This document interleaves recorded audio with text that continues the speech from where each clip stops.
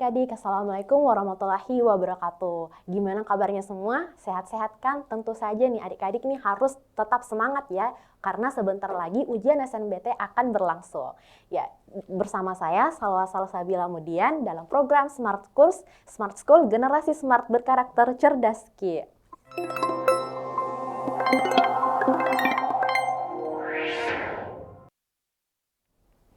Ya, pada hari ini kita akan belajar bahasa Inggris khususnya dalam materi inference ya.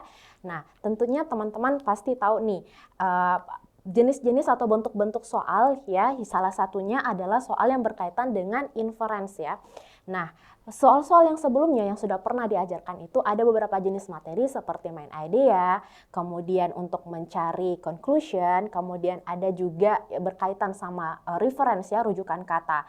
Nah, untuk mengerjakan soal-soal literasi bahasa Inggris yang tentunya yang harus teman-teman lakukan pertama kali adalah membaca dulu teksnya ya, membaca dulu soalnya seperti apa. Kemudian teman-teman klasifikasikan nih submateri mana yang termasuk ini dan ini ya, dan tentunya mengerjakan dulu soal-soal yang sekiranya lebih mudah. Nah, soal-soal yang lebih mudah itu seperti apa? Seperti soal-soal yang berkaitan dengan rujukan kata ataupun persamaan kata. Nah, namun pada hari ini kita akan berfokus kepada materi inference atau untuk mencari kesimpulan nih teman-teman. Nah, inference ini apa sih sebenarnya inference itu? Nah, tentunya kita akan mengulik nih semua hal-hal yang berkaitan dengan inference. Oke, jadi ini ya hal-hal yang akan kita bahas pada hari ini, yaitu apa sih inference itu, kemudian bentuk pertanyaan inference itu seperti apa saja nih, supaya nantinya memudahkan teman-teman untuk mengerjakan soal-soal SNBT nanti ya. Jadi teman-teman mudah nih untuk mengklasifikasikannya, misalnya soal nomor sekian, oh ini materi yang ini yang masuk, soal yang ini, oh materi yang seperti ini yang masuk. Jadi otomatis pada hari ini kita juga perlu mempelajari terkait dengan bentuk-bentuk pernyataan dari soal-soal inference. Nah, kemudian yang ketiga adalah, nah kita udah tahu nih cara untuk mengerjakan tips and trick untuk mengerjakan soal-soal literasi bahasa Inggris. Nah, namun bagaimana nih caranya untuk mengerjakan soal-soal yang berkaitan dengan inference ya? Nah, kemudian nomor 4 adalah kita tentunya latihan soal ya. Nah, tentunya tanpa latihan soal, teman-teman ini akan menghabiskan banyak waktu, khususnya mengerjakan soal-soal inference, karena inference itu apa sih sebenarnya teman-teman? Kenapa kita harus mengerjakan dengan tepat waktu? Ya, oke. Jadi, inference itu adalah jenis pertanyaan yang menanyakan suatu kesimpulan yang dapat bersifat tersurat maupun tersirat ya. Jadi, inference itu adalah suatu kesimpulan dapat bersifat tersurat maupun tersirat. Nah, kenapa saya mengatakan kalau ini adalah soal yang cukup agak rumit ya, karena teman-teman ini harus membaca dengan teknik scanning maupun skimming. Ya, teknik scanning dan skimming ini harus teman-teman latihan terus supaya dapat mempermudah teman-teman untuk mencari kesimpulan dalam suatu paragraf atau teks yang dituju dalam pertanyaannya.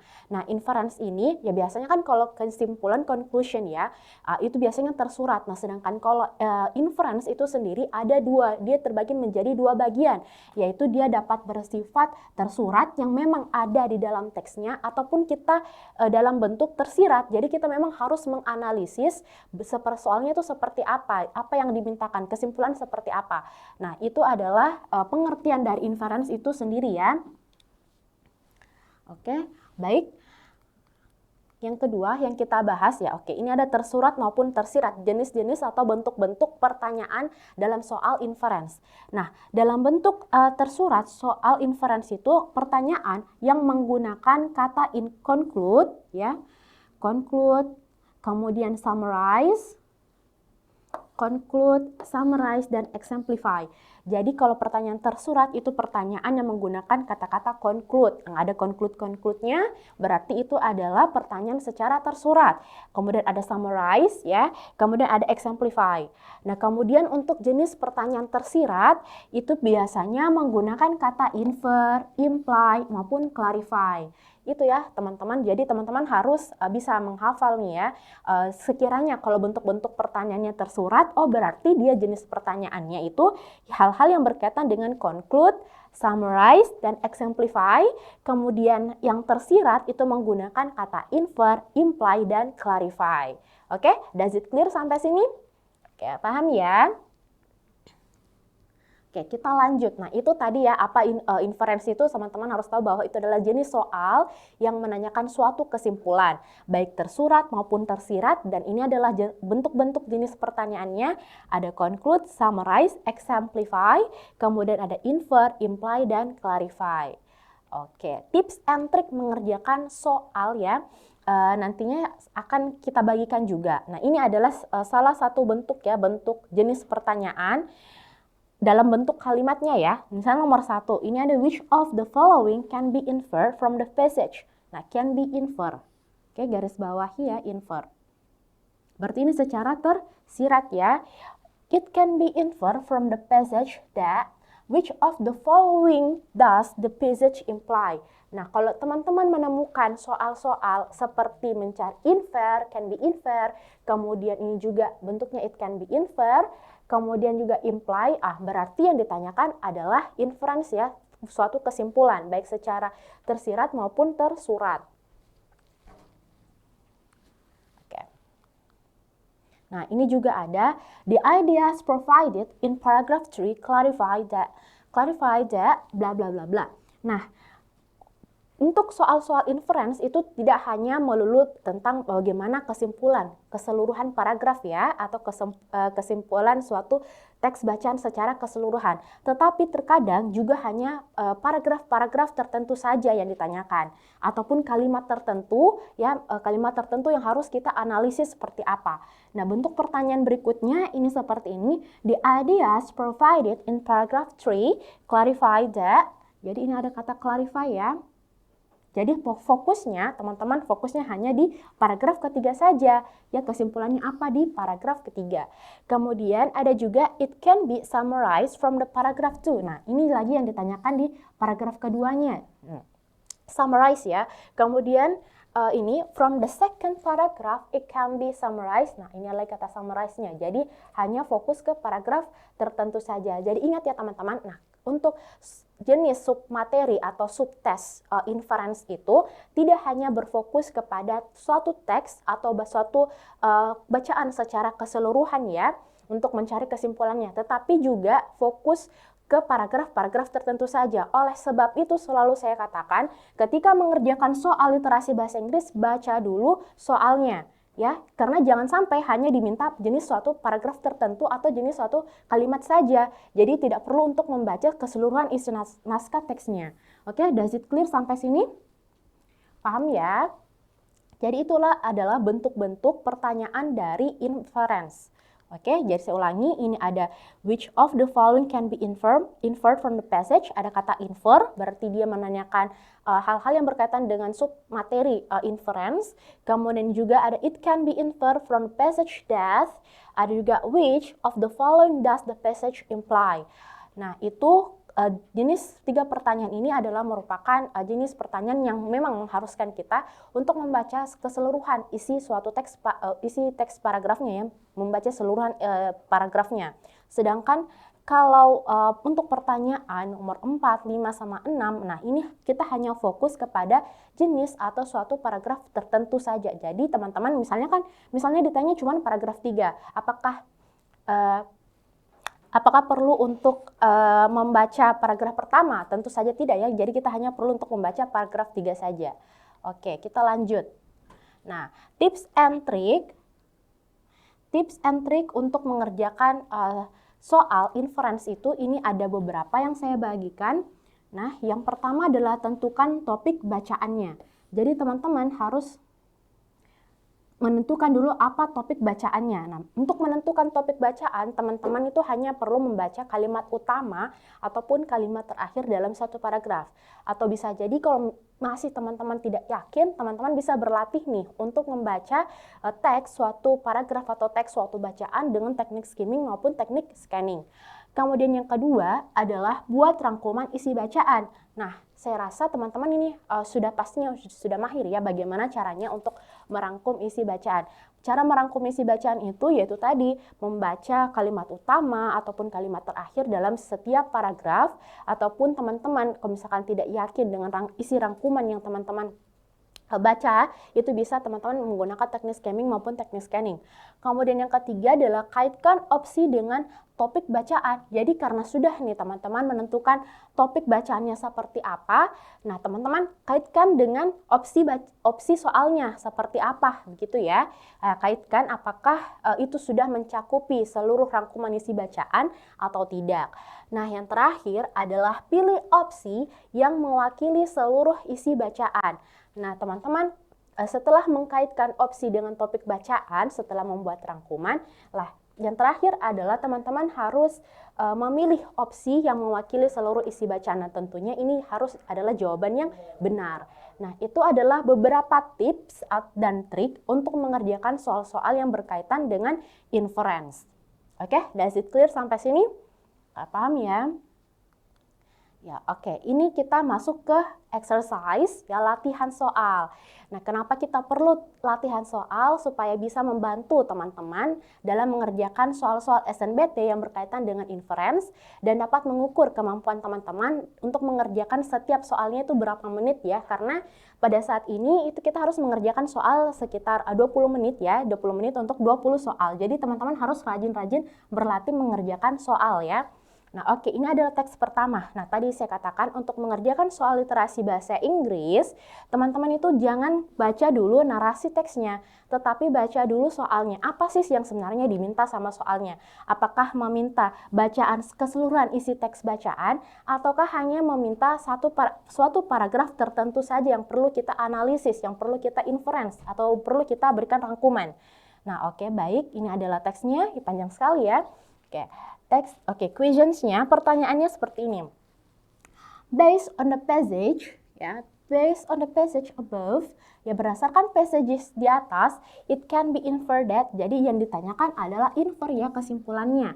Nah, tadi kesimpulan itu dapat bersifat tersurat maupun tersirat. Nah, clinically people tend to have changing moods over time. Jadi, clinical people itu tend to have changes moods over time. Jadi cenderung ya mengalami perubahan mood ya setiap waktu. Tends to itu artinya adalah cenderung.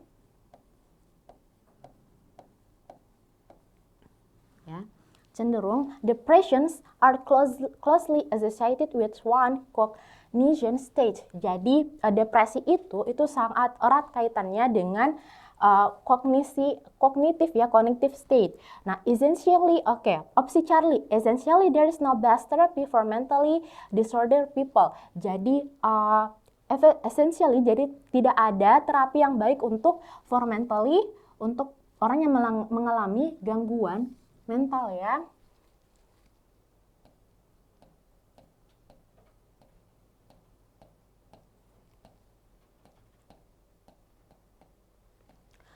Opsi delta. People who get angry easily might suffer from mental disorder. Jadi orang-orang nih yang mengalami who get angry, orang yang mudah marah nih, might suffer from mental disorder, yaitu dapat bisa menderita ya gangguan mental. Jadi suffer ini artinya adalah menderita.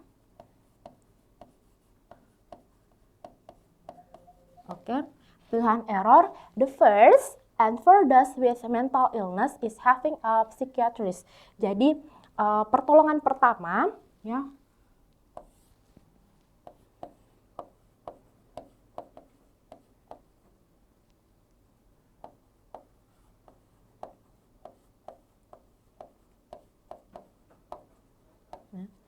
Pertolongan pertama untuk mental illness adalah dengan kita berkonsultasi ya dengan psikiatris. Nah, kita udah mengartikannya atau membaca, tidak hanya sekedar membaca pertanyaannya tapi juga baca opsinya ya seperti apa. Nah, kalau untuk pilihan alpha, jadi clinical people tend to have changes the moods over time, yaitu clinical people itu cenderung ya mengalami perubahan mood sepanjang waktu. Kemudian pilihan Bravo, depressions are closely associated with one's cognition state. Jadi orang yang depresi itu sangat erat kaitannya dengan kognitif seseorang. Charlie, essentially there is no best therapy for mentally disordered people. Jadi tidak ada terapi yang lebih baik ketika orang mengalami gangguan mental ya, mental disorder people atau delta. People who get angry easily may suffer from mental disorder. Jadi orang yang mudah marah itu pastinya atau biasanya ya may suffer from mental disorder. Atau pilihan error, the first aid for those with mental illness is having a psychiatrist. Jadi pertolongan pertama untuk penyakit mental illness itu adalah dengan bersama psikiatris ya, atau dengan ahlinya. Oke. Berarti teks narasi yang tadi itu berkaitan dengan mental illness ya, atau mental disorder. Karena pilihan alpha, bravo, charlie, delta, dan error itu erat kaitannya sama hal tersebut. Oke, apakah kita langsung bisa menentukan jawabannya? Tentu tidak ya, kita harus membaca narasi teksnya dulu seperti apa. Oke, paragraf pertama. Ya, tadi kita bilang tentukan dulu topik bacaannya, kemudian rangkum isi bacaannya, kemudian dari rangkuman tersebut kita kaitkan dengan opsi jawaban yang ada. Oke, kita lihat dulu ya, paragraf pertama. Mental illness involve specific types of mood disorders that cause cognitive distortion. Nah, jadi ternyata mental illness ini ya melibatkan specific types ya, bermacam-macam mood ya, bermacam mood disorder that cause yang disebabkan oleh cognitive distortions, yang disebabkan oleh kognitif ya. When ini involve artinya adalah terlibat atau ya. When people suffering from one death illness perseverely incorrectly, jadi ketika ini seseorang menderita satu penyakit ya mental illness, perseverely incorrectly, they will likely find themselves suffering from sadness, anxiety, hallucination of psychosis. Jadi mereka biasanya itu akan menderita kesedihan, kemudian mengalami kecemasan, hallucination, dan psikosis. Ya, with clinical depression itself, jadi kepada orang yang menderita depresi, people might have both good moods and bad moods. Jadi orang tersebut akan mengalami dua mood ya, baik mood yang baik maupun mood yang buruk from time to time, sepanjang waktu. The bad moods, however, will likely predominate. Tapi bad mood itu, however, will likely mendominasi ya, mendominasi. Oke, berarti di paragraf pertama dia ini menjelaskan tentang kalau mental illness itu erat kaitannya sama cognitive distortions ya. Nah, kemudian cognitive distortionnya ini seperti apa? Nah, itu entah dalam bentuk sadness ya, anxiety, hallucination, atau psikosis. Namun pada umumnya orang yang menderita clinical depression itu sendiri itu lebih ada dua, ada good moods dan bad moods, tapi yang lebih dominan adalah ketika mengalami bad moods. Oke, itu untuk paragraf pertama. Oke, kita lanjutkan ke paragraf berikutnya. Oke, di paragraf kedua ini bercerita tentang apa? When people are excessively pessimistic and feel like they are experiencing a midlife crisis.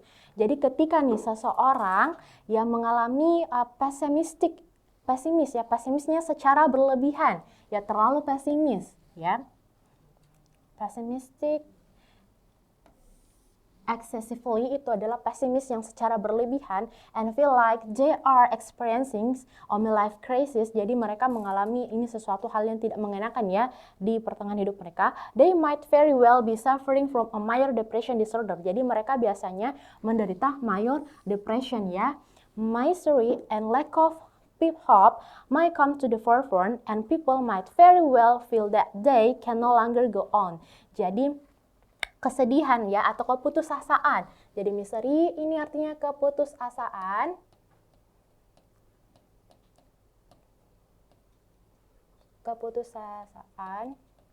And lack of itu adalah kekurangan ya.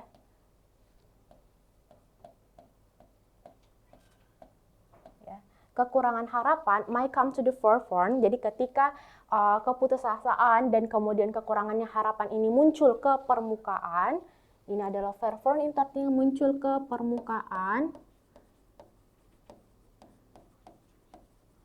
And people might very well feel that they can no longer go on. Dan mereka merasa kayak sepertinya ini saya tidak bisa melanjutkan hidup. It is at this point that they will need to schedule a consultation with licensed therapist. Nah, maka dari itu orang-orang yang seperti ini harus membutuhkan ya atau harus menjadwalkan konsultasi kepada orang yang memiliki terapis lisensi ya. In some cases, untuk beberapa kasus, they might be started on antidepressant medications. Jadi untuk beberapa kasus mereka mungkin menggunakan obat antidepresan. The goal is to correct cognitive distortion so that patients can regain their passion for life. Jadi tujuannya, kenapa tujuannya untuk menggunakan obat antidepresi? Tujuannya itu agar to correct, untuk membenarkan ya, untuk memperbaiki cognitive distortion-nya mereka. Ya, so that sehingga the patients can regain, dapat mendapatkan kembali. Regain ini artinya adalah mendapatkan kembali.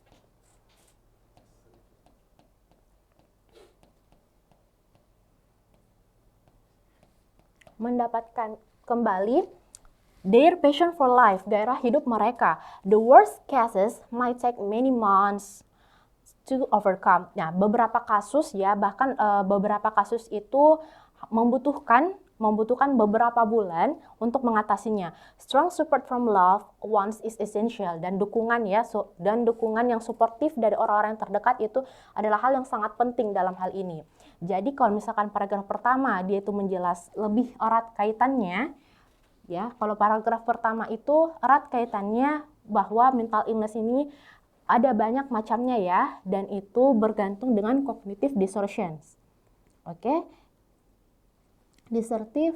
Distortion kognitif.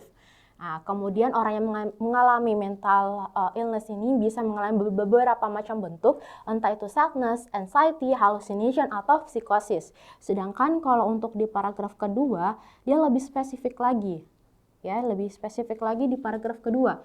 Nah, kalau di paragraf kedua, kalau di paragraf kedua ini lebih menceritakan bahwa kalau orang yang mengalami mental disorder itu sebaiknya harus ke lisensi terapis ya, harus ke terapis atau orang yang ahli di dalam bidang ini, misalnya psikolog misalnya ya. Nah, kemudian menggunakan obat antidepresan untuk memperbaiki cognitive distortion-nya juga. Nah, dalam beberapa kasus ini hal ini itu membutuhkan beberapa bulan ya untuk diatasi. Ya, berarti paragraf kedua dan ya. Kemudian kita lanjut lagi ke paragraf ketiga. Nah, paragraf ketiga mengatakan seperti ini. Beyond unipolar depression, which might stem from thyroid mood swings or a hormonal imbalance, the other major type of depression is bipolar disorder. Nah, untuk depresi lainnya, which might stem from thyroid mood swings, jadi ada juga karena disebabkan oleh thyroid mood ya, swings, atau karena ketidakseimbangan hormonal imbalance, atau karena ketidakseimbangan hormon. Kemudian the other major type, tapi ada juga type yang lain ya dari depression ini ya, yaitu disebut dengan bipolar disorder. Signs of bipolar disorders might differ from person to person. Jadi bipolar disorder ini ya mungkin yang akan dialami setiap orang itu berbeda-beda ya, dari satu orang ke orang yang lain, and can thus be hard for professionals to tease out. Dan ini sangat menyulitkan bagi para profesional ya untuk menyembuhkannya. Swinging from despair to euphoria, jadi swinging yaitu beralih dari kesedihan, kemudian despair to euphoria ke euphoria will indicate presence of bipolar manic depression. Jadi itu bisa mengidentifikasikan ya bahwa adanya bipolar manic depression. In some cases, dalam beberapa kasus, patients might believe that they have superhuman power or traits. Nah, untuk beberapa kasus ya, orang-orang yang mengalami hal tersebut akan mempercayai bahwa they have superhuman power, bahwa mereka punya kekuatan yang superhuman ya, kekuatan yang sangat besar, atau or traits. People who are bipolar might also spend money without regard to the future. Nah, beberapa orang ya yang memiliki penyakit bipolar itu juga menghabiskan banyak uang without regard, tanpa melihat masa depan ya, tanpa memikirkan masa depan, without regard. They could also engage in risky behavior, dan mereka juga dapat ini ya, memiliki risky behavior, perilaku yang sangat beresiko. Nah, berarti kalau di paragraf ketiga ini lebih menjelaskan tentang penyakit bipolar disorder. Nah, bagaimana perubahan moodnya yang terjadi, kemudian apa yang mereka rasakan ya superhuman power, kemudian juga yang mereka rasakan adalah mereka spend money ya without regard to the future, and they could also engage in risky behaviors. Oke. Kita lanjut. Oke, questionnya ini seperti ini. Kita ulangi lagi. Based on the passage above, it can be inferred that. Jadi berdasarkan passage tersebut, maka itu menjelaskan seperti apa. Nah, apakah clinical people tend to have changes moods are over time? Apakah clinical people atau orang-orang yang mengalami mental disorder tersebut cenderung mengalami perubahan mood setiap waktu? Itu tidak juga ya, karena ada tadi dikatakan bahwa mereka mengalami berbagai macam bentuk ya, tidak hanya perubahan mood. Oke. Untuk pilihan Bravo, depression are closely associated with one's cognition state. Nah, berarti kalau dia pilihan Bravo, dia lebih mengedepankan bahwa depresi itu terjadi karena adanya berkaitan dengan kognitif ya, cognitive distortions. Kemudian Charlie, essentially there is no best therapy. Apakah pilihan Charlie jawaban yang tepat? Tidak ada terapi yang baik untuk mental disorder people. Atau Delta, people who get angry easily may suffer from mental disorder. Apakah setiap orang yang mudah marah itu adalah orang yang memiliki mental disorder? Apakah ini dijelaskan di dalam narasi teksnya?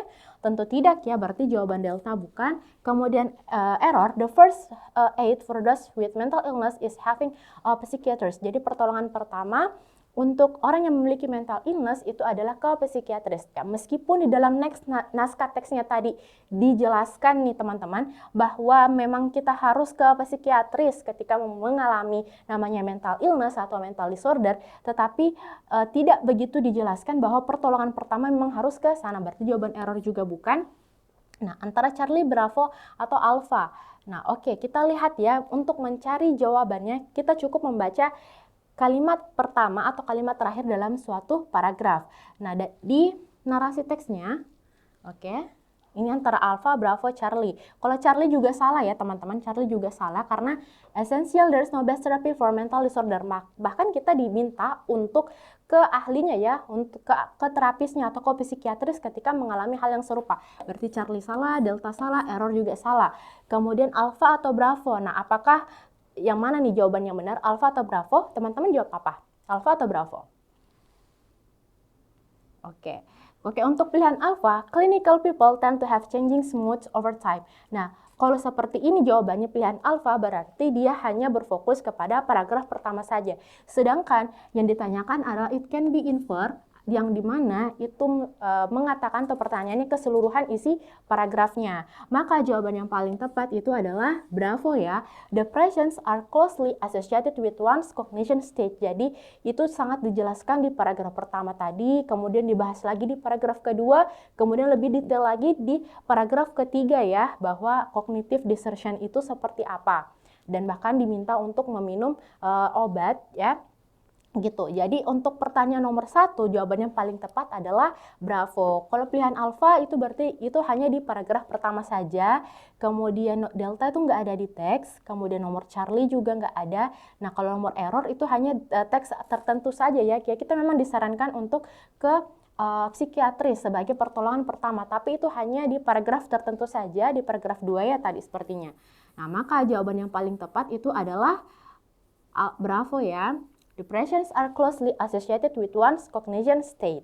Oke, does it clear untuk pertanyaan pertama? Oke, kita lanjut lagi di pertanyaan kedua.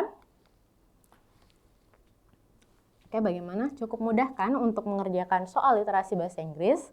Ya, jadi harus latihan soal ya terus. Nah, oke, kita lihat lagi. Wah, ini adalah teks lagi panjang banget nih teksnya. Nah, apa yang harus kita lakukan? Baca dulu soalnya. Jadi jangan dulu baca narasi teksnya.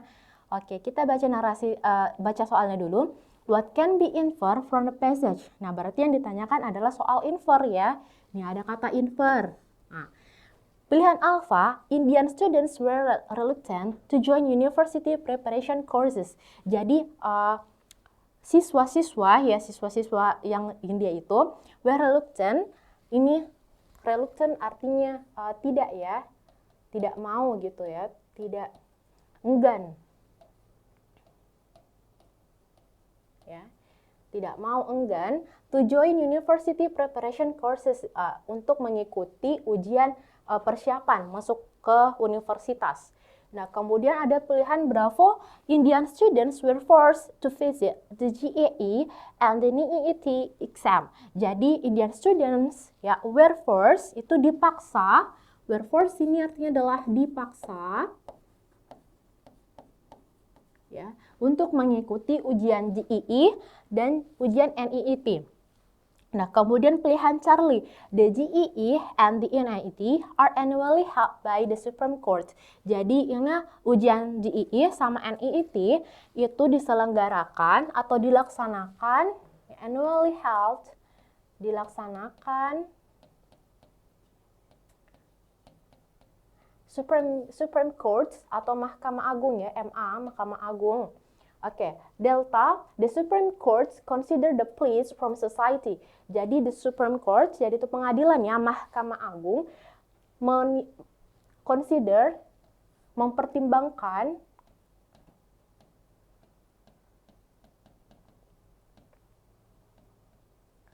mempertimbangkan pleas ini artinya adalah permintaan ya, permintaan masyarakat. Pilihan error, the university entrance tests were finally rescheduled. Jadi ujian masuk universitas ya seperti kalian SNBT nanti, tests were finally rescheduled akan dijadwalkan ulang ya, akan dijadwalkan ulang. Lah, berarti kalau dari optionnya ini kita bisa menyimpulkan nih bahwa yang akan dibahas nanti tentunya tentang ujian masuk universitas, karena ada yang beberapa kali dijelaskan ya, Indian students were reluctant, jadi mereka itu menolak ya to join universitas preparation course, menolak untuk mengikuti ujian persiapan masuk universitas. Atau Bravo ya, Indian students lagi yang dibahas, mereka dipaksa untuk mengikuti ujian GEE dan ujian NEET. Nah, kemudian untuk pilihan atau opsi Charlie, nah are annually held by the Supreme Court. Jadi ujian ini akan dilaksanakan atau diselenggarakan oleh Mahkamah Agung. Atau pilihan Delta, the Supreme Court consider the pleas from society. Jadi Mahkamah Agung ini mempertimbangkan ya permintaan masyarakat. Kemudian error, the university entrance tests were finally rescheduled. Jadi ujian masuk universitas ini akan di-reschedule, akan dijadwalkan ulang. Nah, berarti otomatis yang topik pembahasan yang akan kita bahas atau akan teman-teman cari jawabannya itu berkaitan dengan preparation untuk masuk universitas.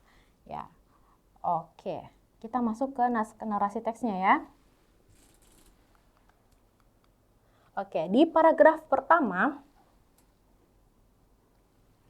around 2.8 million Indian students sat university examination from the end of August to September 13 as the country approached the grim milestone of 5 million total COVID-19 cases. Jadi di sini ada sekitar 2,8 juta nih orang-orang yang India yang ingin masuk ke universitas ya, mereka akan ujian di akhir bulan Agustus sampai tanggal 13 September ya, the country approach. Nah, padahal ya negara ini grim milestone 5 million total COVID-19. Padahal negara ini ada sekitar 5 juta ya total orang yang mengalami COVID-19 cases. Nah, ini mau diadakan ujiannya. Kemudian ternyata di negaranya tersebut ada sekitar 5 juta orang yang mengalami COVID-19 cases. Nah, despite pleas from civil society, nah sehingga ini menyebabkan atau membuat ya masyarakat meminta ya, please itu artinya meminta masyarakat to defer examination. To defer examination itu artinya adalah menunda ya, defer examination, menunda ujiannya, including by Swedish Climate Active ya, berdasarkan juga atas saran dari ini aktivis iklim ya dari Swedish. Ya mungkin teman-teman sudah sering mendengar namanya, ada yang namanya Greta Thunberg. Supreme Court's ruling on August 17 gave the government the green light to keep the original schedule for the engineer and medical colleges entrance exam. Nah, akan tetapi ya meskipun sudah dicanangkan nih oleh aktivis iklim ya, oleh Greta Thunberg bahwa ujian ini harus ditunda karena sudah banyak sekali orang yang kena COVID-19 ya di India. Nah, tapi sayangnya ya keputusan pengadilan ya Supreme Court, keputusan pengadilan pada tanggal 17 Agustus ya mereka memberikan ya lampu hijau bahwa schedule atau jadwal ujiannya itu tetap harus dilaksanakan. Ya, jadi jadwal ujiannya GEIT sama NEET itu adalah ujian untuk masuk engineer sama medical college ya. Nah, itu untuk di paragraf pertama. Oke, di paragraf kedua. Nah, di paragraf kedua dijelaskan lagi secara lebih spesifik ya, apa ujian GEE dan NEET itu. Kalau bedanya sama kita SNBT ya, kalau di sana itu ada terbagi dua ujiannya. Ada khusus untuk engineer, sama ada khusus juga untuk medical college. Nah, oke, kita lanjut lagi. Di GEE and the NEET, how university exam for those to carries are called. Jadi nama ujiannya itu bukan SNBT ya, tapi GEE dan NEET are India's most competitive. Jadi itu adalah ujian yang sangat kompetitif sekali di sana.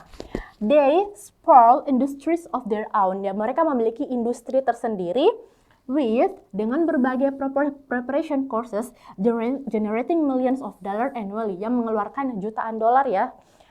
The court bench headed by Justice Ashok Bhushan said that the career of the students cannot be put on peril for long and a full academic year here cannot be wasted. Jadi artinya adalah ini keputusannya Mahkamah Agung, the court bench headed, jadi hakim tingginya yaitu Ashok Bhushan mengatakan bahwa the career of the students cannot be put on peril for long. Jadi tidak bisa siswa-siswa ya yang ingin masuk perguruan tinggi itu tidak bisa kita tunda ini ujiannya. And a full academic year cannot be wasted, karena saat menunda 1 tahun itu adalah sangat menghabiskan waktu. Be wasted, menghabiskan waktu.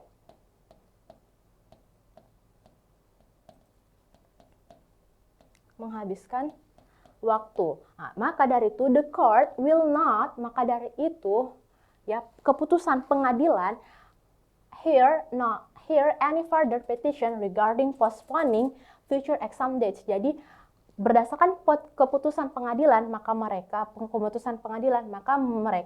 menolak petisinya masyarakat ya untuk menunda ujian. Nah, untuk menunda ujian. Jadi postponing ini juga sama artinya menunda ya. Menunda atau membatalkan. Oke, berarti kalau di paragraf kedua ini lebih spesifik lagi bahwa keputusan pengadilannya mengatakan untuk tidak menunda ya will not hear any further petition, untuk tidak menunda jadwal ujiannya. Berarti jadwal ujiannya tetap dilaksanakan berdasarkan sesuai waktunya ya yang telah ditentukan. Nah, kemudian di paragraf ketiga, oke, kalau paragraf ketiga lain lagi. According to the Ministry of Education, yang berdasarkan nih dari Menteri Pendidikan, ada sekitar 74% ya. Ada sekitar 74% of the student register. Jadi ada sekitar 74%, jadi 74% yang mendaftar untuk ujian GEE, while and above, jadi ada sekitar lebih dari 80% ya orang yang menghadiri was observed for the NEET exam. Nah, berarti banyak nih yang akan mengikuti kedua ujian tersebut. Students are now gearing up for the second stage of the GEE ya, which will take place on September 27. Nah, berarti ini 2 kali diadakan ujiannya ya. Yang pertama ada sekitar 74% nih siswa yang akan mendaftarkan ujian untuk GEE, kemudian ada juga yang ada sekitar 80% orang yang akan mendaftarkan dirinya dalam ujian NEET, kemudian ada 2 kali diadakan ujian GEE yang akan dilaksanakan pada tanggal 27 September. Nah, protests against the exam that have dwindled since the Supreme Court decision. Jadi protes-protes tersebut tadi yang ada petisi-petisinya untuk menunda ujian tersebut atau membatalkan ujian itu, the exam that have dwindled. Jadi masyarakat sudah berkurang mengajukan petisi atau berkurang melawan pemerintah ya, melawan keputusan dari Mahkamah Agung sejak since the Supreme Court decision, sejak adanya keputusan dari Mahkamah Agung. Oke, does it clear? Udah ya, berarti paham nih apa yang akan dijelaskan di paragraf 1 sama di paragraf ketiga, yaitu terkait dengan penundaan ujiannya ya. Oke, kita lihat dulu questionsnya, pertanyaannya. Oke, questionsnya begini. Indian students were reluctant to join university preparation courses. Apakah mereka tidak ingin melakukan ujian preparation courses? Tidak ya. Jawaban nomor alfa itu otomatis salah karena tidak ada dijelaskan di narasinya bahwa ada nih siswa yang tidak ingin melakukan ujian masuk universitas. Kemudian pilihan bravo, Indian students were forced to sit the GEE and the NEET exam. Jadi Indian students ya, mereka dipaksa untuk mengikuti ujian GEE dan NEET exam. Apakah mereka dipaksa untuk melaksanakan atau melakukan ujian NEET? Atau pilihan Charlie, the GEE are only held by the Supreme Court. Apakah ujian GEE dan NEET dilaksanakan oleh Supreme Court?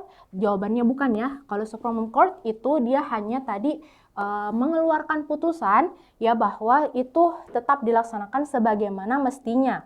Nah, kemudian pilihan delta, the Supreme Court considers the pleas from society. Jadi the Supreme Court yaitu mempertimbangkan permintaan from society, mempertimbangkan permintaan masyarakat. Kemudian error, the university entrance tests were finally rescheduled. Apakah the university entrance tests were finally rescheduled? Apakah di ujian masuknya itu dijadwalkan ulang? Tidak ya, tetap. Itu tadi keputusan Mahkamah Agungnya tetap dilaksanakan sebagaimana mestinya. Oke, antara bravo atau delta. Indian students were forced to sit the GEE and the NEET exam. Apakah mereka dipaksa nih untuk melakukan ujian GEE sama NEET? Ataukah delta, the Supreme Court consider the pleas from society? Apakah Mahkamah Agung mempertimbangkan nih permintaan dari masyarakat? Nah, kalau berdasarkan putusannya tadi, putusannya itu kan mereka tidak menunda atau tetap melaksanakan ujian sebagaimana mestinya. Nah, berarti bukan juga jawabannya delta, maka yang paling tepat adalah jawabannya bravo ya. Kenapa mereka dipaksa? Karena dalam kondisi tadi itu adalah dalam situasi COVID-19 di mana di negara mereka tadi itu ada sekitar 5 juta orang atau 5 juta cases ya, 5 juta kasus COVID-19. Nah, sedangkan ujian ini tetap dilaksanakan. Berarti mau tidak mau ya Indian students itu harus tetap melaksanakan ujian GEE dan ini NEET exam sebagaimana mestinya. Jadi tidak di reschedule ya jadwalnya. Oke, itu ada. Bagaimana kalau sampai sini teman-teman? Ada pertanyaan? Jadi gitu ya, cara menjawab soal inference. Jadi itu harus teman-teman baca dulu soalnya, kemudian menentukan topik bacaan bisa melalui teksnya atau bisa juga cukup membaca opsi-opsi yang ada ya. Berarti kita kalau tadi question yang pertama itu berkaitan dengan mental illness, kemudian questions kedua itu adalah terkait dengan ujiannya yang akan dilaksanakan, ujian masuk universitas yang akan dilaksanakan. Oke, masih sanggup? Oke. Kita lanjut lagi ke pertanyaan ketiga. Oke, pertanyaan ketiga. Nah, ini teks yang ketiga ini cukup. Tadi saya bilang, kalau mengerjakan soal literasi, itu teman-teman cukup melihat apa yang ditanyakan dulu ya, ditanyakan apa. Misalnya yang ini, which of the following can be inferred from the statement many people. Nah, berarti yang fokus utamanya itu cuman di sini, kata many people-nya. Ya, cuman kalimat tertentu saja. Nah, apakah jawabannya alpha, bravo, charlie, delta, atau error? Berarti fokusnya cuma di kalimat ini. Apakah perlu untuk membaca seluruh narasi teks? Tentu tidak ya. Oke, ini karena singkat sekali, otomatis harusnya lebih mudah ya. Jadi pada tahun 1979,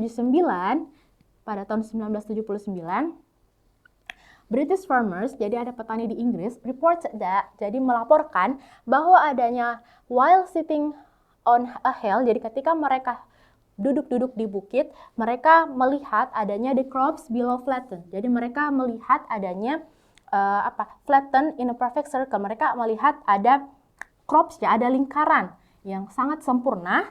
They infer that some great force must have come down directly from above to squash the corn and barley.